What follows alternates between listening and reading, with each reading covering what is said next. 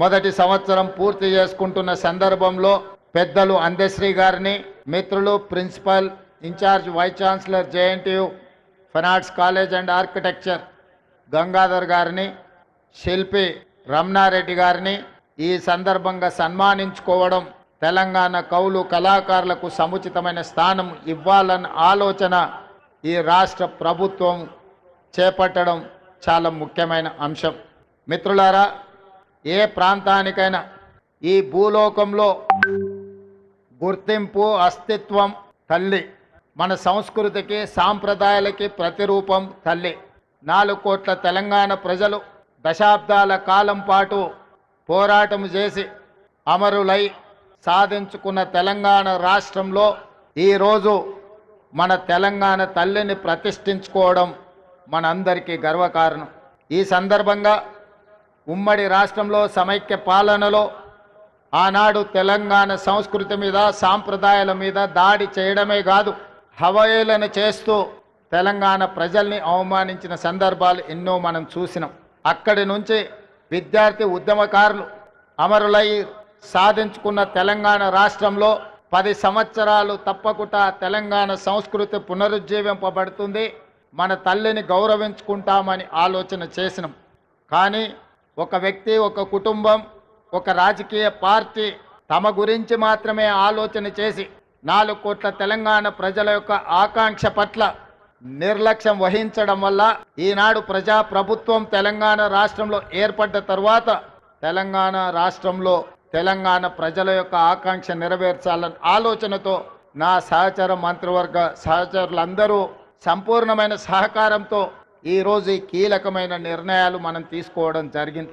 మిత్రులారా, ఆనాడు మీకు అందరికీ తెలుసు, తెలంగాణ రాష్ట్రంలో ఉద్యమం ఉవ్వెత్తున లేచినప్పుడు తెలంగాణ యువకులు ముఖ్యంగా తాము తిరిగే బండి మీదనే కాదు, తమ గుండెలపై టీజీ అని రాసుకొని తాము కట్టెల్లో కాలిన శాశ్వతంగా పచ్చబొట్టు పొడిపించుకున్న టీజీ ప్రజలకు శాశ్వతంగా గుర్తింపు ఉండాలి అని ఆనాడు టీజీ తెలంగాణ యువకులు గుండెల మీద రాయించుకున్నారు. కానీ తెలంగాణ రాష్ట్రం ఏర్పడ్డ తర్వాత ఆనాటి ప్రభుత్వం తెలంగాణ రాష్ట్రం అంటే టీజీ అని కాకుండా టీఎస్ అని నామకరణం చేయడం ద్వారా తెలంగాణ ఉద్యమకారుల ఆకాంక్షను ఆనాటి ప్రభుత్వము నిర్లక్ష్యం చేసింది. అందుకే ప్రజాప్రభుత్వం ఏర్పడిన తర్వాత ఏ ఉద్యమకారులు, ఏ అమరవీరులు తమ గుండెలపై టీజీ అని రాసుకున్నారో ఆ టీజీనే తెలంగాణ రాష్ట్ర ప్రభుత్వం ఆమోదింపజేయడం ద్వారా తెలంగాణ ప్రజల యొక్క ఆకాంక్షను శాశ్వతంగా పదిలపరిచింది. ఇదే కాదు, ఈనాడు ఇక్కడున్న నిరుద్యోగ యువకులు, ఉద్యమకారులు, విద్యార్థులందరికీ తెలుసు. అదే కాదు, ఉస్మానియా యూనివర్సిటీ, కాకతీయ యూనివర్సిటీ గోడల మధ్య మారు మ్రోగుతున్నది ఈ రోజుకు కూడా జయ జయ హే తెలంగాణ జనని జయ కేతనమని. ఆనాడు తెలంగాణ ఉద్యమాన్ని ఉవ్వెత్తున లేపి ఆనాడు ఉద్యమకారులకు స్ఫూర్తినిచ్చి తెలంగాణ రాష్ట్ర సాధనలో ఎంతోమంది కవులు, కళాకారులు గొంతెత్తి పాడిన సందర్భంలో అందరికీ ఆదర్శంగా నిలబడ్డ అందశ్రీ గేయం రాష్ట్ర గీతంగా మార్చుకుంటామని ఉమ్మడి రాష్ట్రంలో సమైక్య పాలనలో మనం ఎన్నోసార్లు చెప్పుకోవడం జరిగింది. 10 సంవత్సరాలు ఎదురు చూసినాం, కానీ ఆనాటి పాలకుల యొక్క ఆలోచన నాకు తెలీదు. ఎందుకో జయ జయ హే తెలంగాణ అనే గీతం రాష్ట్ర గీతంగా అవతరించలేదు. అందుకే ప్రజాప్రభుత్వం ఏర్పడిన తర్వాత అందశ్రీ గారిని సంప్రదించి వారి ఆలోచనల మేరకు గాయకులతో మాట్లాడి ఈనాడు అధికారికంగా జయ జయ హే తెలంగాణ గీతాన్ని రాష్ట్ర గీతంగా మార్చుకోవడమే కాదు, రాష్ట్ర పరిపాలనకు గుండెకాయ లాంటి సచివాలయంలో ఆ గాయకుడు, ఆ రచయిత అందశ్రీని సన్మానించుకోవడం జీవితకాలం గుర్తుండిపోయే ఒక మధుర జ్ఞాపకం.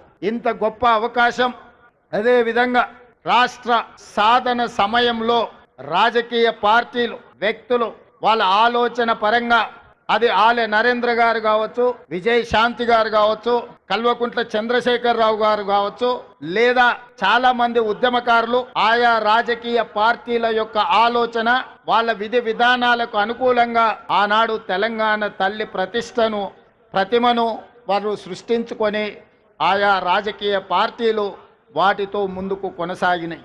కానీ జూన్ 2, 2014 నాడు తెలంగాణ రాష్ట్రం ఏర్పడిన తర్వాత ఆనాటి పాలకులు 10 సంవత్సరాలైనా ప్రభుత్వ అధికారిక కార్యక్రమంగా కానీ లేదా తెలంగాణ తల్లి యొక్క ప్రతిమ అధికారికంగా ఇలా ఉండాలి, తెలంగాణ తల్లి అవతరణ ఉత్సవాలు ప్రతి సంవత్సరం జరుపుకోవాలన్న ఆలోచన ఏ రోజు కూడా చెయ్యలేదు. తెలంగాణ తల్లి 10 సంవత్సరాలు వివక్షకు లోనైంది.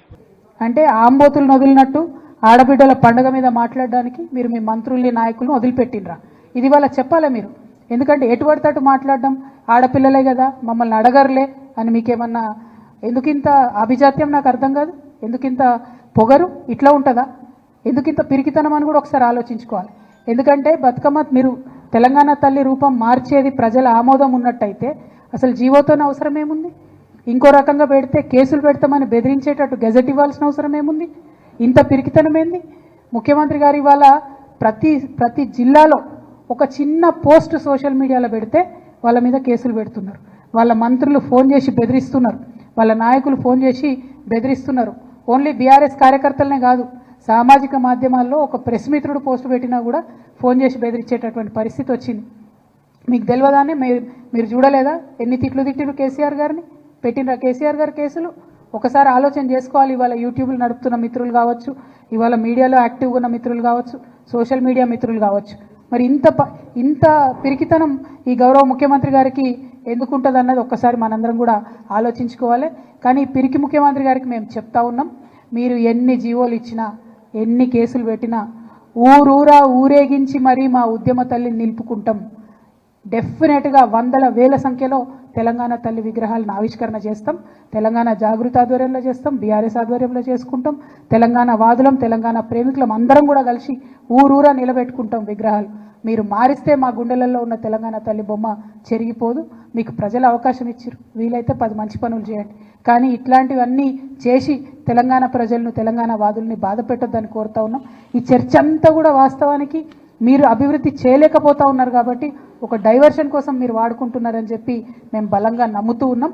మేము మిమ్మల్ని మళ్ళీ ఒకసారి కోరుతున్నాం, మాకు ఇష్టం వచ్చిన తల్లిని మా ఇష్టం వచ్చిన దగ్గర పెట్టుకునేటటువంటి స్వేచ్ఛ, స్వాతంత్రం తెలంగాణ రాష్ట్రంలో తెలంగాణ ప్రజలకు ఉండాలి. దానికి మేమే మార్గదర్శకంగా ముందుంటాం. మీరు ఎన్ని కేసులు పెట్టుకున్నా భయపడేది లేదని తెలియజేస్తూ, బతుకమ్మ మీద మరొక్కసారి మాట్లాడే ముందు మంత్రులైనా కాంగ్రెస్ నాయకులైనా ఆలోచించి ఆడబిడ్డలు మీరు మాట్లాడే ప్రతి మాటను కూడా గమనిస్తున్నారన్న విషయాన్ని ఆలోచించి ఒళ్ళు దగ్గర పెట్టుకొని మాట్లాడాలని చెప్పి హెచ్చరిక చేస్తూ ఉన్నాం. Thank you. జై తెలంగాణ.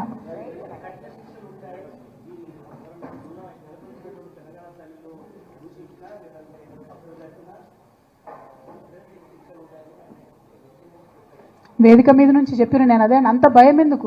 ప్రజల ఆమోదం ఉన్నటువంటి తల్లి అయితే ఎందుకు మారుస్తారండి? ప్రజలు మార్చాలనుకోరు కదా. ప్రజల ఆమోదం లేదు, మీరు బతుకమ్మ తీసి అక్కడ చేయి గుర్తు పెట్టిండ్రు కాబట్టి ఇవాళ ప్రజలకు నచ్చుతలేదు కాబట్టి ప్రజలు మాట్లాడుతున్నారు. ఇవాళ ప్రతి ఒక్కరు బాధపడుతున్నారు. కాంగ్రెస్ పార్టీలో మొన్న కొండా సురేఖ గారు, సీతమ్మ గారు, సీతక్క గారు వాళ్ళు కూడా బతుకమ్మ ఆడినరండి, ఆడలేదా? మరి వాళ్ళు ఆడొచ్చా? మంత్రులుగా వాళ్ళు ఆడొచ్చు, కానీ మళ్ళీ ఎక్కడిది బతుకమ్మ, ఎవరు ఆడిన బతుకమ్మ అని వాళ్ళే మాట్లాడితే ఏమన్నా అర్థం ఉందా?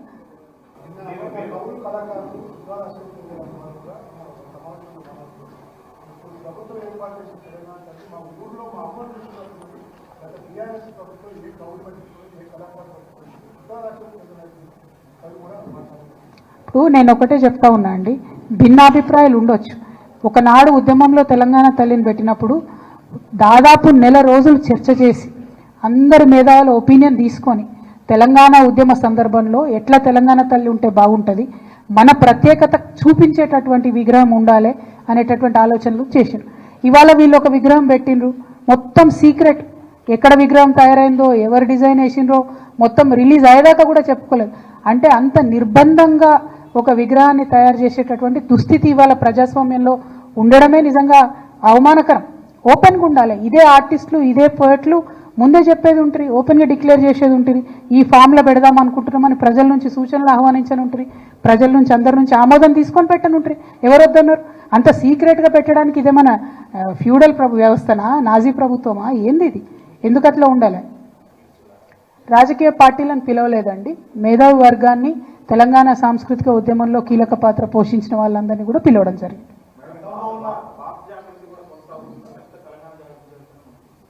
మేము తీసుకున్నటువంటి రెజల్యూషన్లో ఎట్లా తీసుకున్నామంటే తెలంగాణలో ఏ కార్యక్రమాలు చేసినా తెలంగాణ జాగృతి పేరుతో తీసుకుంటామని ఇప్పుడు కాదు, 2 సంవత్సరాల క్రిందనే మా మొత్తం ఎగ్జిక్యూటివ్ బాడీ మీటింగ్ అయినప్పుడు తీసుకున్న డెసిషన్. తెలంగాణలో ఏ చేసినా తెలంగాణ జాగృతి పేరు మీదనే ఉంటుంది. నేషనల్ వైడ్ పనిచేయాల్సినటువంటి అవసరం వచ్చినప్పుడు భారత్ జాగృతి పేరుతో చేస్తామని ఒక 2 years కిందనే రెజల్యూషన్ తీసుకున్నాం. మేము మాకు ఆ విషయంలో పూర్తి స్పష్టత.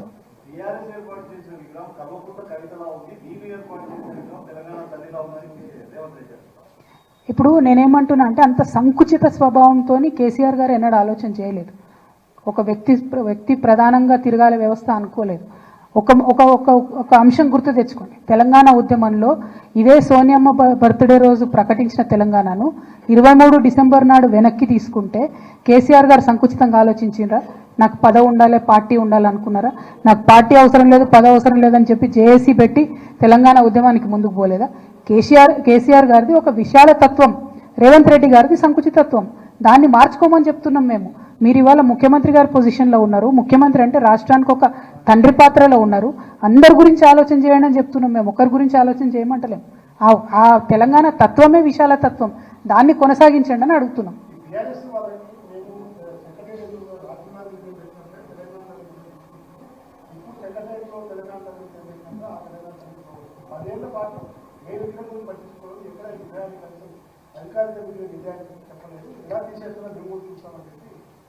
ఇప్పుడు అబద్ధాలు చెప్పడంలో గోబెల్స్ గారిని మించిపోయిన రేవంత్ రెడ్డి గారు. ఆనాడు కేసీఆర్ గారు అధికారికంగా అమరజ్యోతి అమరవీరుల కోసం మేము కట్టినటువంటి స్తూపాన్ని ఇనాగ్రేట్ చేస్తూ అక్కడ అఫీషియల్గా తెలంగాణ తల్లి విగ్రహాన్ని ఇనాగ్రేట్ చేసిండ్రు. అందులో ఏమీ ఆశ్చర్యం ఏం లేదు. సో ముందే ఆల్రెడీ చేసి ఉన్నారు. కానీ చేసి ఉన్నా కూడా తర్వాత ఆ ప్లేస్లో పెడదాము, అక్కడ ఎక్కడైతే ఇప్పుడు వీళ్ళు రాజీవ్ గాంధీ గారి విగ్రహం పెట్టినరో ఆ ప్లేస్లో తెలంగాణ తల్లిని పెట్టాలని డిజైన్స్ ఫార్ములేషన్ అన్నీ అయినాయి.